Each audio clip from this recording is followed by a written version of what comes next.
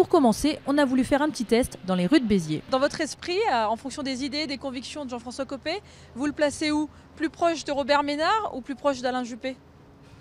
Je crois qu'il serait plutôt plus proche d'Alain Juppé. Quand même de Juppé. Je pense que ses idées sont plus proches de Ménard que de Juppé. Plutôt vers Ménard, moi je penserais. Il a eu des petites déclarations qui étaient un petit peu proches de pas d'extrême droite, mais enfin assez plus à droite que la droite classique. À Béziers, Robert Ménard, soutenu par le Front National, a été élu maire en 2014 à 47% des voix. On va voir ce qu'il pense de Jean-François Copé.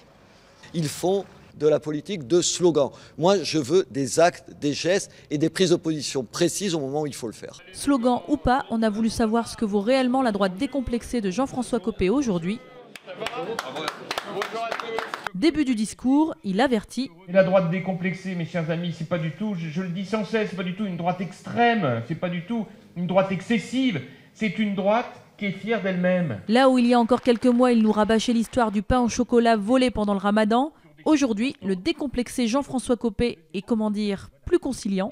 Autant je suis extrêmement ferme sur un certain nombre de choses qui concernent les ports d'insignes religieux, etc., autant j'estime qu'il faut laisser de la souplesse sur ces histoires de menus substitution. Pourquoi ?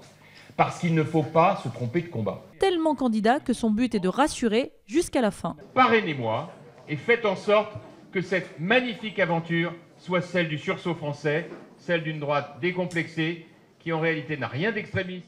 Apparemment, chez les Républicains, il y en a encore un qui a changé.